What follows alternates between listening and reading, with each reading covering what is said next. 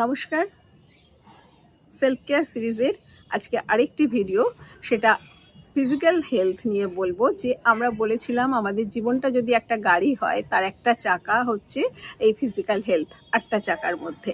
তো আজকে এই ফিজিক্যাল হেলথের কোন পার্টটা বলবো, সেটা হচ্ছে খাবার। খাবার বলতে আমি কিন্তু কোনো নিউট্রিশনিস্ট নই, ফিজিশিয়ানও নই, সুতরাং খাবার কি খাবেন, কি খাওয়া উচিত না উচিত, এইসবগুলো আমরা কোনো আলোচনা করব না।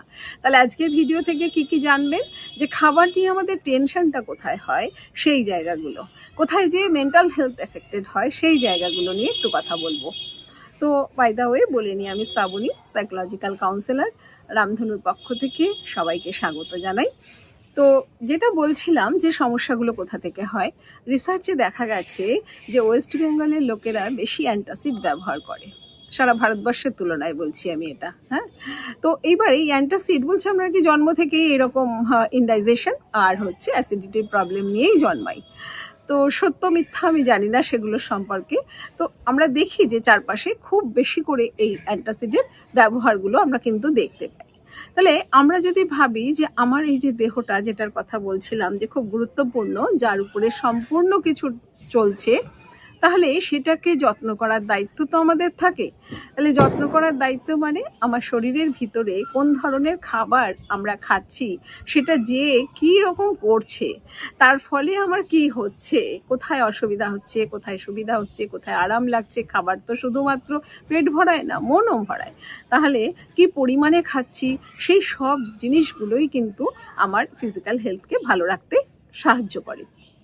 তাহলে আমরা যদি সেই জায়গাগুলোতে একটু দেখি, যে যাদের কোনো মেডিকেল কন্ডিশন থাকবে, তারা সম্পূর্ণরূপে গাইডলাইন মেনে তাদের খাওয়ার দাওয়ার ব্যবস্থা করবেন, সেটা অবশ্যই বলবো। কিন্তু যাদের সেই রকম কোনো কন্ডিশন নেই, অসুবিধা নেই, তাদের ক্ষেত্রেও বলবো যে একটু দেখে নেব যে সত্যি সত্যি এই খাবারটা আমার জন্য কতটা উপকারী। আমরা একটু লক্ষ্য করলে কিন্তু বুঝতে পারি এটা, যে অনেকটা রাত্রে যদি বেশি খাবার খেয়ে ফেলি, তাহলে কিন্তু এই সমস্যাগুলো হয়। যদি এটা কিন্তু আমি আমার প্র্যাকটিক্যাল এক্সপিরিয়েন্স দিয়ে বলছি। আমি যখনই সেই খাবারটাকে অনেকটা আগে খেয়ে নিতে পারি এবং শুতে যাই অনেকটা পরে, দেখা যায় কিন্তু সমস্যাটা কমে যায়, প্রায় হয় না বললেই চলে। তাহলে এই যে আমি নিজেকে দেখে এই জায়গাটা ঠিক করেছি, আপনাদেরও বলবো যে আপনারাও এইভাবেই লক্ষ্য করুন যে ঠিক কোন জায়গাটা, কোন জিনিসটা কোন সময় খেলে আমার অসুবিধা হচ্ছে। কারণ সব জিনিস কিন্তু আমাদের শরীরটা জানান দেয়, ও আমাকে জানান দেয় যে আমি ওকে ঠিকভাবে যত্ন করি, বা এই জায়গাটার উপরে গেলে পরেই কিন্তু সেটা নষ্ট হবে। আমরা শুধু শুধু বলবো না যে না, ওরা ভিতরে কাজ করছে না। ভিতরে এতগুলো সিস্টেম এত সুন্দর সিনক্রোনাইজ হতে কাজ করে দেখেই কিন্তু আমি আপনি রয়েছি। তাহলে ওদের এই সিস্টেমগুলোকে কাজ করতে দিতে গেলে আমাদের বাইরের ফুড হ্যাবিটটাকে কিন্তু একটু ঠিক করার দরকার আছে। তো এটা গেল একটা দিক। দ্বিতীয় দিক কি হয়, যে অনেক সময় যাদের যে কোনো মেডিকেল কন্ডিশন, সেটা কারুর সুগার থাকতে পারে, কারুর কোলেস্টেরলের সমস্যা থাকতে পারে, সেক্ষেত্রে কি হয়, অনেক বেশি করে না একটা দড়ি টানাটানি পড়ে, এটা খেতে নেই, ওটা খেতে নেই, যেখান থেকে মেন্টাল হেলথের ইস্যুগুলো তৈরি হয়। হ্যাঁ, এই যে বিধি নিষেধ নানান কিছু হতে থাকে না, বা সোসাইটিও কিছু কিছু জায়গায় খুব রেস্ট্রিক্ট করে দেয়, বাড়ির থেকে খুব বলে, এবার সেখানে কি হয়, টেন্ডেন্সি তৈরি হয় লুকিয়ে কিছু খাওয়ার, লুকিয়ে কিছু করে ফেলার। তাহলে আমাদের সচেতনতা কোথায় দরকার? আমরা সেলফ কেয়ার সিরিজ বলছি, তাহলে বুঝতেই পারছি যে সেলফ কেয়ার মানে নিজের উপরেই নিজের সেই জায়গাটা থাকবে, যে আমার কোন কোন জিনিসে অসুবিধা আছে, সেটা আমি কি কতটা পরিমাণে খেতে পারি বা কিভাবে খেতে পারি। আবার অনেক সময় দেখা যায় কি, সেই যে বিধিনিষেধ উপেক্ষা করে লুকিয়ে খাওয়ার যেমন টেন্ডেন্সি হয়, তাতে সমস্যা তৈরি হয়, গিল্ট হয় অনেক সময় মনে হয় যে আর এই তো করলাম, কিন্তু একটা গিল্ট ভিতরে থাকে, সেই জায়গাটা হয়। আবার অনেকে এত রেস্ট্রিক্টেড ওয়েতে মানতে থাকেন না, সেখানেও কিন্তু তার ভালো লাগে না, বা এটা ছাড়া খাবো না, ওটা ছাড়া খাবো না, সেই যে ইনহিবিশনগুলো চলতে থাকে ভিতরে, সেটাও কিন্তু কষ্টকর হয়, মেন্টাল হেলথের জন্য হয় এবং ফিজিক্যাল হেলথের জন্যও হয়। তাহলে প্রত্যেকটা জায়গাতেই কিন্তু আমাদের দেখব যে এই ধরনের মেসেজগুলো কিন্তু আমাদের কনফ্লিক্ট তৈরি করে। তাহলে সেখানে দাঁড়িয়ে নিজের উপরে দেখা দরকার, নিজের উপরে ফোকাস করার দরকার, যে কোনটা ঠিক কতটা গেলে আমার শরীরটা ডিস্টার্ব করছে। কারণ বললাম যে ওরা কিন্তু জানান দেয় আমাকে, আমার হেলথকে যদি আমি অবজার্ভ করি, তাহলে আমি বুঝতে পারবো যে কোথায় এটা তাল কেটে গেল। তো সুতরাং সেই দিকে ফোকাস করব। একটা ইনসিডেন্ট বলি, আরও কতগুলো জিনিস অসুবিধার ফেলে দেয়, মেন্টাল হেলথে সমস্যা করে। আজ থেকে প্রায় বছরখানেক আগে একটি ছেলে আমার কাছে আসতো। তো সে বিভিন্ন জায়গায় ঘুরে ঘুরে নানান ডাক্তার দেখিয়ে এত বাঞ্চ প্রেসক্রিপশন নিয়ে তারপরে সে লাস্ট সাইকিয়াট্রিস্টের গেছে এবং সেখান থেকে তারপরে কাউন্সিলিংয়ে রেফার করাতে সে এসেছে। এবারে সে তখন বলছে যে সে নাকি দুর্বল হয়ে যাচ্ছে, দুর্বল, তার মেইন সমস্যা আসছে যে তার ভালো লাগে না, প্রচণ্ড উইক, এরকম নানান কিছু জায়গায় দেখিয়েছে, গেছে, এসব করে সব রকমের যা যা টেস্ট হওয়ার, একদম 21-22 বছর বয়স, সব কিছু হয়েছে, কিন্তু তারপরেও তার মনে হচ্ছে। এবং সেটার জন্যে সে প্রায় লাস্ট 2 বছর ধরে সে বাইরের কোনো খাবার কিন্তু খেত না, ঘরেই থাকতো এবং ঘরের খাবার খেত, আর প্রচণ্ড পরিমাণে ফল খাওয়ার টেন্ডেন্সি, যে ফল খেলে তার শরীর ভালো থাকবে সেই রকম একটা ধারণা ছিল। এবং সেই ফল খাওয়া মানে কি, সে কিন্তু এমনি আপেল, পেয়ারা, কলা এই ধরনের ফল বলছে না, সে বলছে হচ্ছে কিউই খাবে, অ্যাভোকাডো খাবে বা ড্রাগন খাবে। 1 বছর আগেও কিন্তু এতটা অ্যাভেলেবেল ছিল না আমাদের চারপাশে, কিছু কিছু শপিং মলেই যা পাওয়া যেত। তা সেখানে দাঁড়িয়ে কিন্তু এই সমস্ত ফলগুলো জোগাড় করা কখনো কখনো হয়তো অসুবিধায় পড়তো। তার বাবা মা সাপোর্টিভ ছিল, সেটা চেষ্টা করতো তারা, কিন্তু এই যে জায়গাটায় যে এগুলো খেলেই মনে হয় আমার শরীর ভালো থাকবে, আদারওয়াইজ ভালো, ড্রাই ফ্রুটস তো আছেই তার সাথে।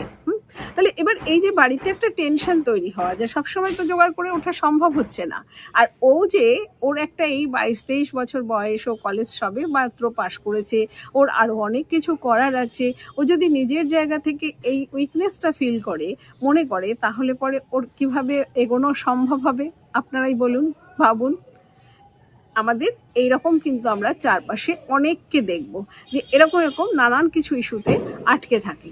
তো যাই হোক, দীর্ঘদিন কথা বলার পরে কিন্তু সেই জায়গাগুলো কেটেছে, বেরিয়েছে, সেখান থেকে সে কিন্তু কাজকর্ম করছে, অন্য কিছুও করতে পারছে, অন্য কিছু ফল খাচ্ছে, এই টেনশনটা কিন্তু তার কেটে গেছে। এটা আরও আরেকটা বলবো যে একটি বাচ্চার কোনো রকম একটু সমস্যা ছিল, এই ব্রেন ডেভেলপমেন্টের কোনো একটা অসুবিধা ছিল। তো সেক্ষেত্রে একজন ডাক্তারবাবু তাকে একটা প্রেসক্রাইব করেছেন একটা দুধের নাম বলে, যে ওর জন্য এই দুধটা ভালো, ওকে এটা খাওয়াতে হবে।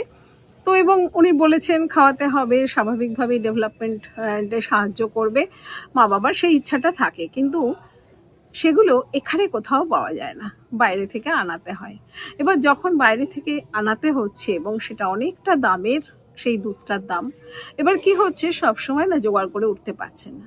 এবার মায়ের প্রচণ্ড ইচ্ছা থাকছে সেগুলো খাওয়ার, আর বাবা সেটা পেরে উঠছেন না।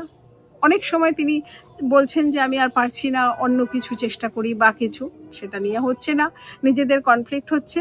এইরকম অবস্থায় যখন চলছে, তখন একদিন বাচ্চাটাকে নিয়ে আমার কাছে এসেছেন এবং সেখানে কথা বলে যখন বুঝতে পারলাম যে এই জায়গাটা একটা বিরাট ইস্যু রয়েছে, অন্যান্য কিছুর মধ্যে থেকেও এইটা একটা গুরুত্বপূর্ণ একটা ইস্যু, তখন অনেকটা সময় তাদের সাথে কথা বললাম, অনেক জায়গা থেকে দেখালাম।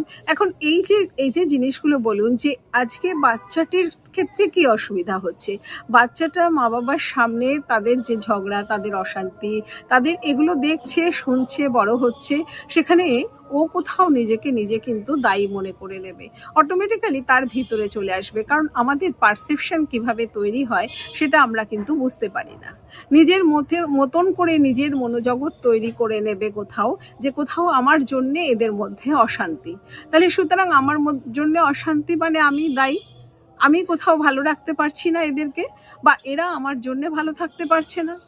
এবার এই জায়গাটায় যদি কনফ্লিক্ট থাকে, তাহলে বাচ্চার মনের অবস্থাই তো শেষ হয়ে যাচ্ছে। তাহলে তাকে আমি যে দামি যেখান থেকে খুশি দুধ এনে খাওয়াই বা খাবার খাওয়াই, তাহলে কি তার স্বাস্থ্য ভালো হবে? ওভারঅল হেলথ তো ভালো হওয়ার জায়গায় নেই। তাহলে বন্ধুরা বলবো যে আমরা যদি আমাদের সাধ্য মতন আমার চারপাশে যা আছে, যে ধরনের ফুল, ফল, সবজি চারপাশে আছে, আমরা ধন্য তার জন্যে, আমরা যদি একটু নিজেদেরকে একটু ফ্লেক্সিবল রেখে আর একটা ওপিনিয়ন নিয়ে কথা বলে যে আর কি জিনিস বিকল্প সাহায্য এখানে করা যেতে পারে ওর এই ব্রেন ডেভেলপমেন্টের জন্যে, আমরা কিন্তু সেগুলোর ব্যবস্থা করব। নিজেদের মধ্যে এইরকম ছোটোখাটো ইস্যুগুলোকে নিয়ে যদি আমরা বড় করে তুলি ঘরের মধ্যে, তাহলে বাচ্চার কিন্তু মেন্টাল হেলথ, সাইকোলজিক্যাল হেলথ এগুলো কোনোভাবেই ভালো হবে না। আর এগুলো ভালো না হলে লং টার্ম কিন্তু আমাদের ক্ষতি থেকে যাবে। তাহলে সেই জন্য বলবো বন্ধুরা, আমরা চেষ্টা করব যে খাবারে ঠিক সময়ে খাওয়ার, পরিমাণ মতন খাওয়ার, সেই শরীরটা দেখে খাওয়ার, এবং একটু ভিতরের অর্গানগুলোর দিকে যে আচ্ছা ওদের কীরকম হবে, এত কিছু যদি ঝাল মশলা, তেল, ঠান্ডা, খুব গরম এসব খাইয়ে ওই সিস্টেমগুলোর কী অবস্থা হবে, সেইগুলো যদি একটু ভাবি তাহলে হয়তো আমরা ওই রকমটা করে ফেলবো না, অত্যাচারটা করব না আমাদের শরীরের সাথে। আর যারা বেশি রিজিড যে না খাবো কিনা ভয় পাচ্ছি এরকম অনেক মানুষ আছে, তাদেরকে বলবো যারা ভয়ে বেশি আক্রান্ত হয়ে যাচ্ছেন তারা অবশ্যই একজন থেরাপিস্টের সাথে, কাউন্সিলরের সাথে কথা বলুন।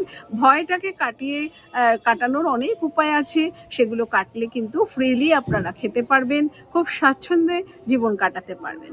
তো ধন্যবাদ সবাইকে।